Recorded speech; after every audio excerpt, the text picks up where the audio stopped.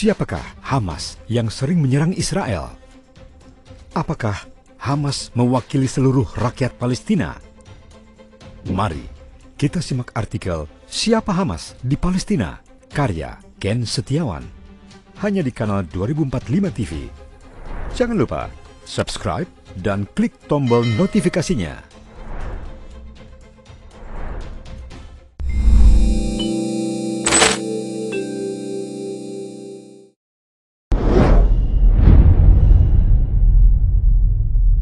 Hamas adalah sebuah ormas sosial keagamaan Ikhwanul Muslimin di Gaza yang berubah menjadi partai politik di Palestina.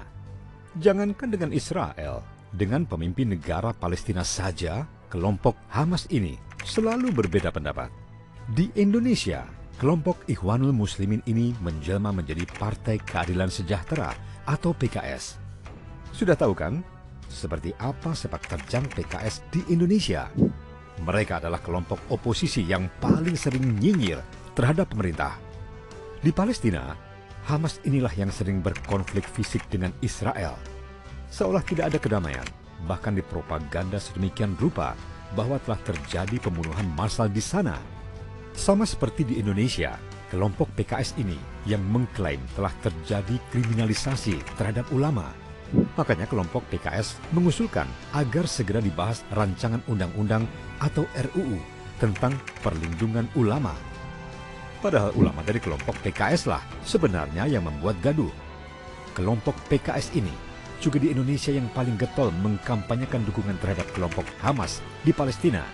Bahkan dalam aksi demo pun mereka mencetak bendera dan kaos Hamas.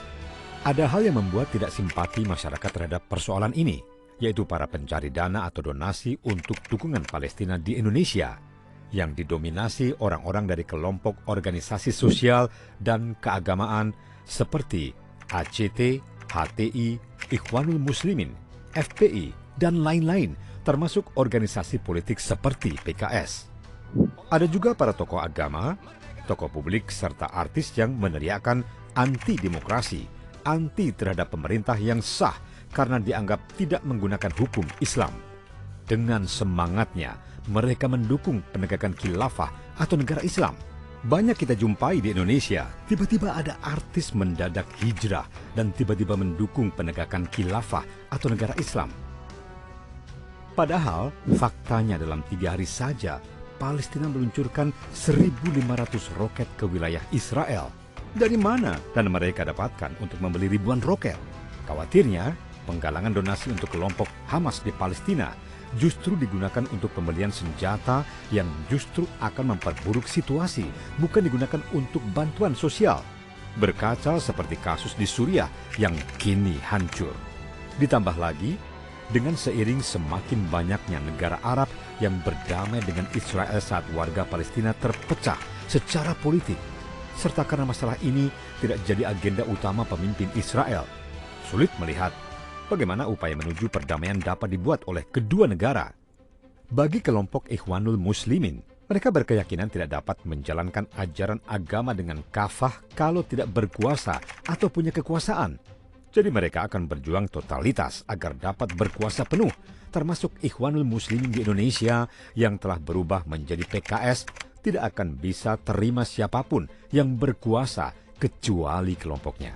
Pada satu sisi, ketika datang langsung ke Palestina atau Israel, tentunya kita akan melihat banyak fakta lain yang kadang di media sosial tidak sama alias agak berbeda.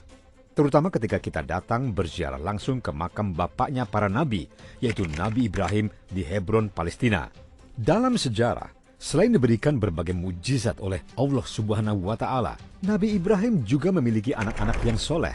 Nabi Ibrahim memiliki 2 anak, yakni Nabi Ismail dan Nabi Ishak dari 2 istrinya yang bernama Siti Hajar dan Siti Sarah. Di Hebron, selain makam Nabi Ibrahim, ada juga makam lain, yaitu makam Siti Sarah istrinya, makam Nabi Ishak beserta istrinya, dan makam Nabi Yusuf.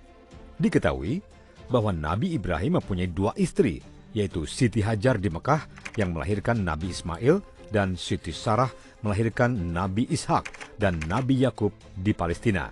Karena Nabi Ismail di Mekah, makanya bangsa Arab rata-rata adalah generasi Nabi Ismail yang menganut ajaran Islam. Kalau di Palestina, ada Yahuda dari keturunan Nabi Ishak dan Nabi Yakub yang sekarang menjadi kelompok ajaran Yahudi.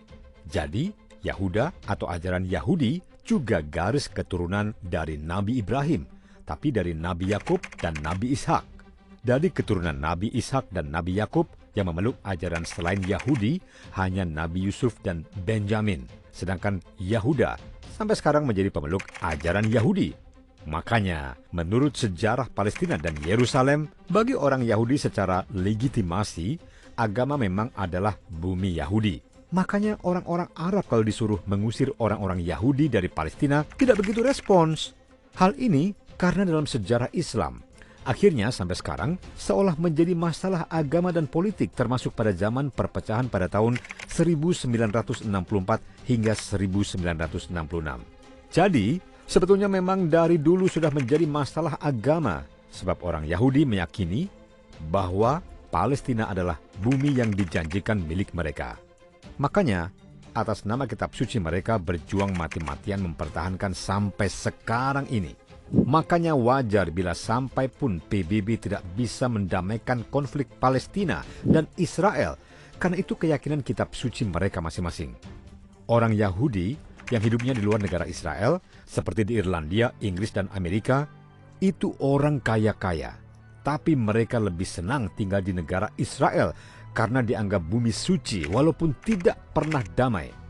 Makanya, PBB menawarkan supaya Yerusalem menjadi kota bersama, kota internasional. Tapi kata orang Palestina, apa artinya merdeka tanpa Yerusalem? Orang Islam di Palestina juga mempunyai keyakinan bahwa Baitul Maqdis di Yerusalem. Jadi, percuma saja mereka merdeka tanpa Yerusalem. Sebab umat Islam meyakini bahwa Nabi Muhammad pernah melaksanakan sholat di Yerusalem sebelum Mi'raj, termasuk Masjid Al-Aqsa adalah merupakan kiblat pertama umat Islam di dunia. Sedangkan berdasarkan keyakinan bagi umat Yahudi, Yerusalem itu adalah milik kakek nenek mereka. Jadi sebenarnya kalau melihat lebih dalam bahwa orang Islam dan orang Yahudi itu sebenarnya bersaudara. Jadi kalau ada saudara-saudara sekakek atau senenek, kalau tidak akur dan tidak cocok, ya wajar. Sekarang aja banyak yang begitu. Jadi itu sunnatullah. Lucunya adalah persoalan Palestina dan Israel digoreng sedemikian rupa dengan menyudutkan salah satu pihak demi provokasi untuk kepentingan tertentu. Misalnya, untuk donasi atau penggalangan dana yang tidak jelas penyalurannya, mengais suka di atas duka dan penderitaan. Padahal di Palestina itu juga ada umat dari agama lain seperti Nasrani dan Yahudi, termasuk juga Partai Komunis juga tumbuh besar di sana. Oleh karena itu, menyangkut konflik Palestina ini, kita seharusnya mendukung dan satu barisan dengan mereka-mereka yang mengupayakan perdamaian dan bukan ikut-ikutan menyulut konflik berkepanjangan. Semakin panjang konflik, semakin menderita rakyat dan anak-anak Palestina.